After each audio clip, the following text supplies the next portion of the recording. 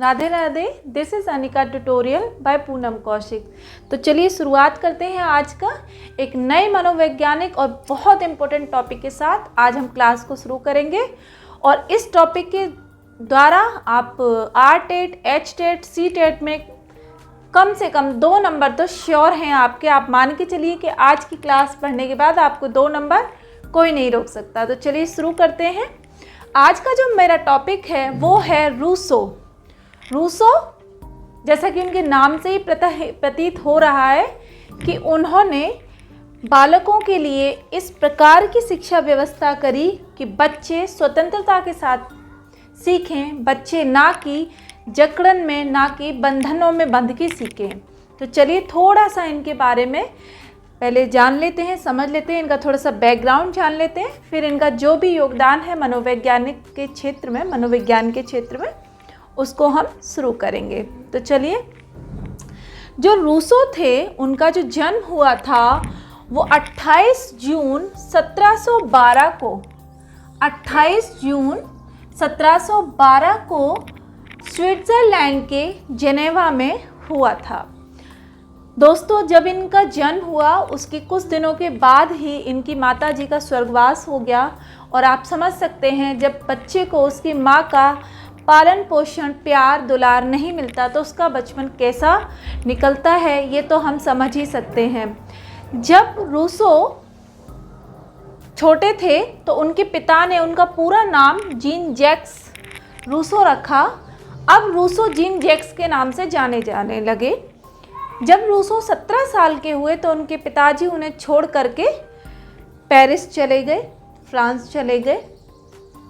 तो उन्होंने अपना जो बाकी का जो बचपन था वो अपने चाचा चाची के साथ बिताया था। अब चाचा चाची के सानिध्य में इनको इतना प्यार नहीं मिला। इनको हमेशा ही एक जकड़न महसूस होती थी, दिमाग में एक बंधन सा रहता था। ये अपने जीवन को, अपने बचपन को बहुत अच्छे से एंजॉय नहीं कर पाए। तो इनके दिमाग की उथल पुथल ने इस तरीके के विचार इनके अंदर भर दिए कि जो समाज है वो बंधनों से बंधा हुआ है, समाज में कोई व्यक्ति स्वतंत्र नहीं है। इसीलिए जब वो थोड़े बड़े हुए तो उन्होंने अपनी बातों को, अपने विचारों को लिखना शुरू किया और उनके जो विचार थे वो समाज में एक क्रांतिकारी के रूप में बन गए। कैसी कैसी क्या चीज़ें हुई, चलो स्टार्ट करते हैं। तो इनका जो आप कालखंड मानेंगे वो है इनका 1712 से लेकर के 1778 तक। 1778 में इनकी मृत्यु हुई है और 1712 में इनका जन्म हुआ है। कई बार पूछ लेते हैं कि रूसो का जन्म स्विट्जरलैंड के किस शहर में हुआ था, तो उनका जन्म जेनेवा में हुआ था। ठीक है। एक सबसे ज़्यादा सवाल जो पूछा जाता है, जो रूसो हैं वो प्रकृतिवादी हैं कि आधुनिकवादी हैं, कौन है? तो जो रूसो हैं वो हमारे प्रकृतिवादी हैं। ये टॉपिक, ये नाम आप भूलना नहीं। जहाँ भी रूसो आएंगे आपको झट से समझ लेना है कि रूसो एक प्रकृतिवादी मनोवैज्ञानिक हैं। रूसो के जो विचार थे, उन्होंने फ्रांस में फ्रांसीसी राजनीति में, मनोवैज्ञानिक के क्षेत्र में इन्होंने बहुत आंदोलनकारी कार्य किए। इसीलिए रूसो का जो नाम है वो फ्रांस में मनोवैज्ञानिक आंदोलनों के नाम से जाना जाता है। बल्कि इनको फ्रांस का एक महान विचारक के नाम से भी जाना जाता है। यानी कि रूसो ने फ्रांस में बहुत ही क्रांतिकारी परिवर्तन लाने का प्रयास किया और उनके प्रयास जो है सफल भी हुआ। अच्छा, इसके बाद क्या है कि जो रूसो हैं, रूसो को लोकतांत्रिक तानाशाह का जनक भी माना जाता है। लोकतंत्र में तानाशाही का जनक जिसे कहा जाता है वो है हमारे रूसो। कई बार पूछ लिया जाता है, ज़्यादातर नहीं पूछा जाता, लेकिन एग्ज़ाम में जो भी बना रहा है उसके मूड का कुछ पता नहीं है, कब वो कहाँ से क्या पूछेगा, इसलिए हमें ज़रूरी चीज़ें पता होनी चाहिए। रूसो जो हैं वो लोकतंत्र के, तानाशाही लोकतंत्र के जनक भी माने जाएंगे। सबसे ज़्यादा जो रूसो के बारे में पूछा जाता है इनकी पुस्तकों के नाम। तो बच्चों, आपको ये चीज़ बिल्कुल दिमाग में बिठा लेनी है बहुत अच्छे से कि जो रूसो की जो बहुत ज़रूरी इम्पोर्टेंट क्वेश्चन है जो रूसो से जुड़ा हुआ, वो है इनकी पुस्तक का नाम एमिल। इनकी पहली पुस्तक का नाम क्या है? एमिल। सेकंड पुस्तक जो इन्होंने लिखी है वो है सोशल कॉन्ट्रैक्ट। सोशल कॉन्ट्रैक्ट से क्या मतलब है इसको मैं अभी आपको समझाऊंगी। और जो तीसरी पुस्तक का नाम है वो है इनका सेकंड डिस्कोर्स। तो तीन मोस्टली पहली वाली और दूसरी वाली पूछी जाती है, लेकिन कई बार मैचिंग करने के लिए भी आ जाता है, क्योंकि आज के समय में एग्ज़ाम का जो पैटर्न है वो डे बाय डे बहुत ज़्यादा डेवलप हो रहा है।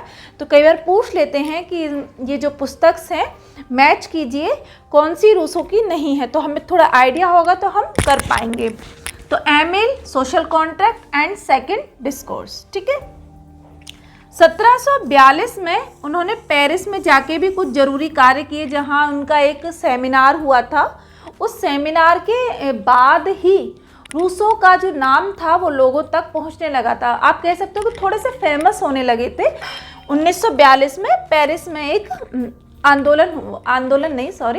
एक सेमिनार हुआ था, जिसमें इन्होंने अपने वाक्यों को, अपनी बातों को रखा, और इनकी बातों से जो उस समय के जो महान विचारक थे, महान दार्शनिक थे, वो बहुत प्रभावित हुए थे, जिसके बाद रूसो को पेरिस के सेमिनार के बाद जाने लगा। अच्छा, अब एक बहुत ज़रूरी एक चीज़ जो इनके बारे में बहुत ज़्यादा पूछी जाती है वो ये पूछी जाती है कि वो कौन सा दार्शनिक है, वो कौन सा विचारक है, वो कौन सा प्रकृतिवादी विचारक है जिसने कहा कि मनुष्य स्वतंत्र पैदा होता है लेकिन जन्म लेने के बाद वो सामाजिक बंधनों में बंध जाता है। तो आप इसको नोट कर लीजिए, ये बहुत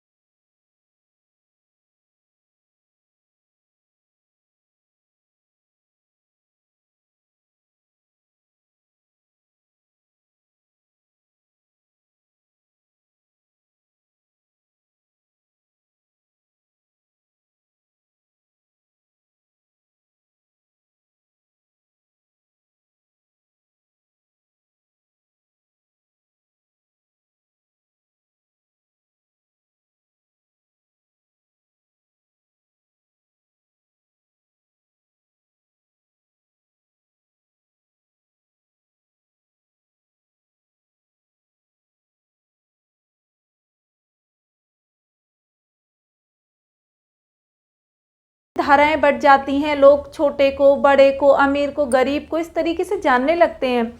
तो उन्होंने इस चीज़ को अपनी पुस्तक में लिख दिया और बताया कि मनुष्य तो ईश्वर के पास से एक जैसा ही आता है, लेकिन हम उसे अपने स्वार्थ के हिसाब से, अपने हिसाब से, अपनी ज़रूरत के हिसाब से उसे समाज में बांट देते हैं।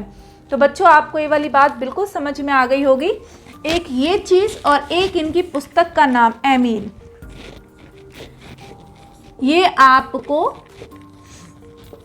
याद रखनी है, ठीक है। दूसरी चीज़ एक ये है कि रूसो ने हमेशा ही कहा है कि बच्चे को स्वतंत्र छोड़ दो।